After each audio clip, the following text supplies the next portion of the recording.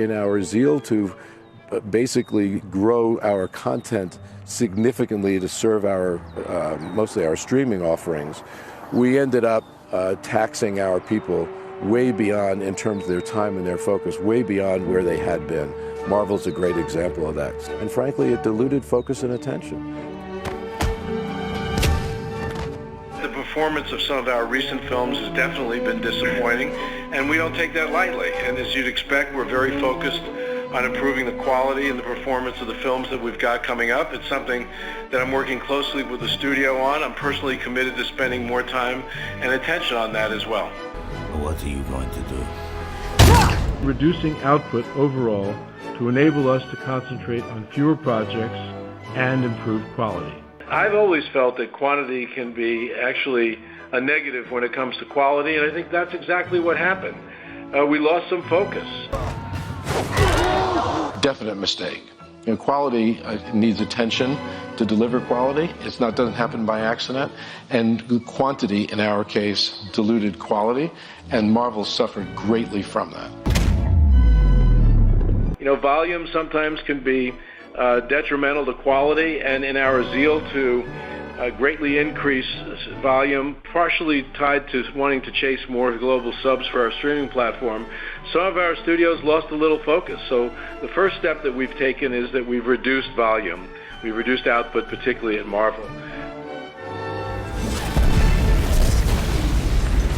Nerdrotic.com. Greetings, you over 1 million awakening wonders and the 40% who haven't subscribed yet. They say that the first step to recovery is admitting you have a problem. This brings us to Disney and Disney Marvel, because I got some breaking news. For the 6th time in a row, Bob Iger, particularly when it comes to Marvel, has said he's going to focus on quality over quantity.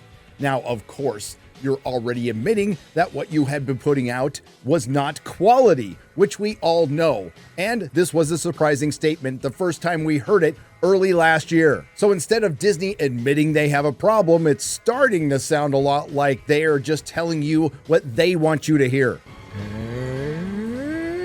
And that's the gambit. Unfortunately for Disney, but fortunately for us who enjoy Disney Schadenfreude, just days after Deadline reported that Disney crapped out 4 of the 5 biggest bombs of 2023, which include Haunted Mansion, Wish, Indiana Jones and the Dial of Dysentery, and The Marvels. Bob Iger decided to follow up with a bomb of his own with the Disney's quarterly earnings call, which led to a hell of a lot of spin and a loss of 10% of their stock. And I would be remiss if I didn't mention it's just a month after the Nelson Peltz proxy battle, which gave the stock a bump. And now the stockholders got exactly what they voted for. More failure. So much so that Bob Iger had to essentially admit to it for the 6th time. And Kevin Feige and Marvel Studios co-president Luis Esposito had to do so as well. Now theirs was followed up with a lot of cope, but Bob Iger decided to say some of the quiet parts out loud and throw a couple of projects under the bus. And props to financial analyst Ben from Morgan Stanley for asking this question. And then I would love to just get your perspective on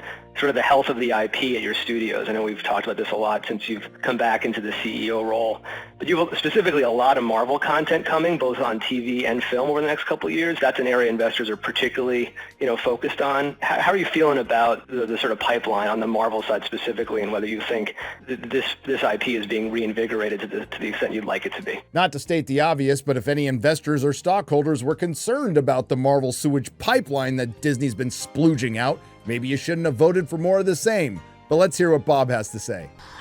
One more time. I've been working hard with the studio to reduce output and focus more on quality. That's particularly true with Marvel. Yes, we've heard that many, many, many times. But it's what he says next, if you listen very carefully, that throws a couple of future projects under the bus. I know you mentioned television shows. Some of what is coming up is a vestige of basically a desire in the past to increase volume. We're slowly going to decrease volume. Oh, well, now what could you be talking about? Maybe Agatha, whatever the hell it's titled now, that's been completed for months and delayed multiple times? Or how about Ironheart, which has been completed for a year and a half, which has been delayed multiple times? And yes, we can include Echo, which, after it was released all at once, it was never to be heard from again because it never had a leg to stand on. But that's not all. The Weatherman plans to reduce Marvel's output to the same exact output that they crapped out in 2023. And go to probably about 2 TV series a year instead of what had become 4, and reduce our film output from maybe 4 a year to 2 to at the maximum 3. Now, of course, Bobby already brought up the one positive, Deadpool and Wolverine, which we will get to. And then he talks about what follows, the 2 good films in 2025 that apparently weren't good enough to name. And we're working hard on what that path is. We've got a couple of good films in 25, and then we're heading to more Avengers, which we're extremely excited about. You mean these Avengers? And those 2 unnamed films are a Captain America sequel without Captain America and a Thunderbolts film without the original Thunderbolts from the comics, which is essentially a Suicide Squad for Marvel. And we know how well the Suicide Squad films and game did for DC. But after the bomb that was the Marvels, after years of denials, Kevin Feige was forced to admit failure. Kind of. Kevin Feige admits Marvel failures. I just like saying that. And plans to exceed expectations in 2024. Well, we'll see about that. Marvel Studios president Kevin Feige and co-president Luis D'Esposito, who quite frankly did most of the admitting, have acknowledged the problems with the MCU projects in recent years. The 2 admitted that Marvel had diluted itself in its plan to expand and have suggested countermeasures to fix things in the future. But like I just said, it was actually Marvel Studios co-president Luis D'Esposito who admitted to Empire magazine that it's been a rough time for the Marvel Cinematic Universe following a rocky 2023 that included box office flops like Ant-Man and the Wasp: Quantumania and The Marvels. The latter title is the lowest grossing MCU film of all time with just $206 million worldwide. Marvel didn't fare better in television, where series such as Secret Invasion were widely panned by critics, deservedly so. But here comes the cope. According to D'Esposito, if we had just stayed on top, that would have been the worst thing that could have happened to us. We took a little hit, we're coming back strong. WTF, Gary? WTF? What the f*** does WTF mean? What the f***? Oh, A little hit, huh? Well, let's talk about the 9 films that Disney has produced since Endgame, starting with 2021. Black Widow, where the lead actress sued Marvel. Shang-Chi and the Eternals all underperformed, and it was all blamed on COVID until the Sony-produced Spider-Man No Way Home blew away that argument. Then there was 2022 with Doctor Strange Mom, Thor Love and Blunder, and Black Panther Wakanda Forever. 3 horrible films that did generate some revenue, but thanks to the bloated budgets, not a lot of profit. And we've already talked about 2023 with Antifa Man and the Marvels, but it did feature the one film since Endgame that most people generally liked and actually made some money. A holdover from the old days, Guardians of the Galaxy Volume 3. And of the 9 live-action D+ series, only 1 has gotten a second season, and it was awful. Loki. Maybe when you do too much, you dilute yourself a little bit, D'Esposito added. We're not going to allow that cope here. It's not about how much you produced, it was how much crap you produced. We're not going to do that anymore. We learned our lesson. Words are wind. That's about all the worst I can take.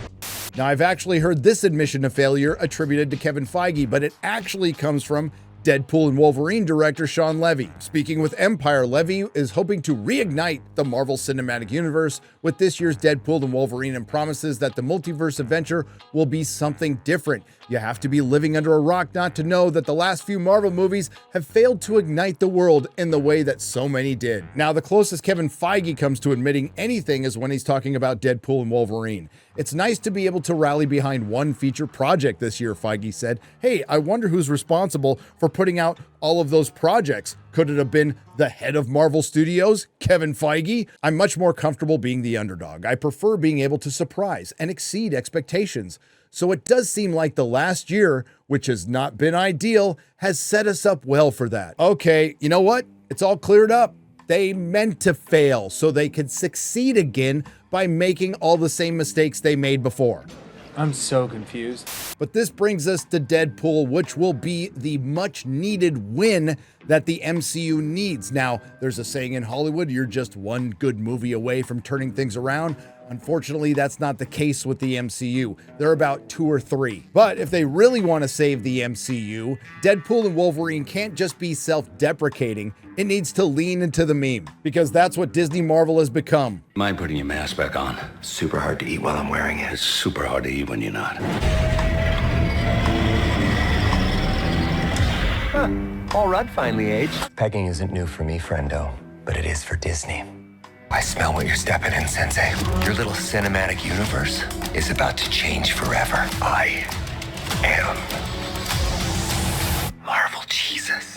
And that's good, but I think they should really lean into the meme. For example, make a joke like, who left the X-Babies with Bryan Singer? Or hell, even acknowledge that 2 former X-Men directors have fled to Genosha to avoid allegations. Have Deadpool land in the MCU timeline, which just so happens to be the very same timeline that America Chavez's moms come from. It would be a feminist idiocracy. There are endless possibilities, but in all seriousness, Deadpool and Wolverine looks pretty good, and I'm looking forward to it. It will probably be the only film that cracks $1 billion this year worldwide. Unfortunately, it's what comes next. Captain Black Falcon America, the Thunderbolts, featuring heavy hitters like the gender-swapped Ghost and the gender-swapped Taskmaster, holdovers like Agatha and Ironheart, which again Bob Iger essentially admitted were garbage, Fantastic Four, which initially had promising casting until the female Silver Surfer. It's been 5 years since Blade was announced, and they still can't figure out that they should just make a movie about Blade hunting vampires. And the one good thing they have out,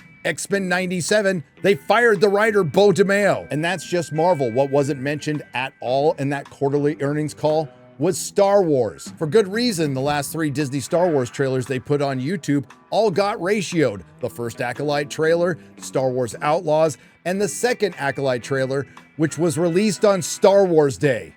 Yes, yes. But not to worry, Bobby Iger is slowing down that volume by releasing 6 more films this year, which are all either prequels or sequels, and 3 of them are Fox holdovers. I feel great about the slate coming up, including 3 of the big movies that we have with Planet of the Apes this weekend, followed by Inside Out 2, which is a great film, and then Deadpool, you mentioned Marvel, Ben, coming in July. And then the end of the year, we've got, we have Alien the end of the summer, and then we've got Moana 2 and Mufasa at the end of the year. Speaking of ratioed trailers, Mufasa's getting destroyed so much so, they had to remove the comment section. But it's Bob Iger's next comment that really describes everything you need to know about the very sad state of Disney Marvel, Disney Star Wars, Disney Pixar, and Disney. So overall, I feel great about the slate. It's something, as you know, that I've committed to spending more and more time on. The team is, I think, one that I have tremendous confidence in, and the IP that we're mining. What did you say? And the IP that we're mining. IP mining. Old Bob said the quiet part out loud, and quite frankly, it's the best description of everything wrong with Hollywood right now. So I thank you for your honesty, but you'll have to forgive me for being skeptical. Talk is cheap. I suppose we'll find out in 2027 if they turn things around, but until then, just looks like more of the same. Disney Marvel admits failure, plans more failure. Nerdrotic.com. If you like what you heard, please like, share, and subscribe. If you didn't like what you heard, I thank you for listening this long. I will see you in the next video.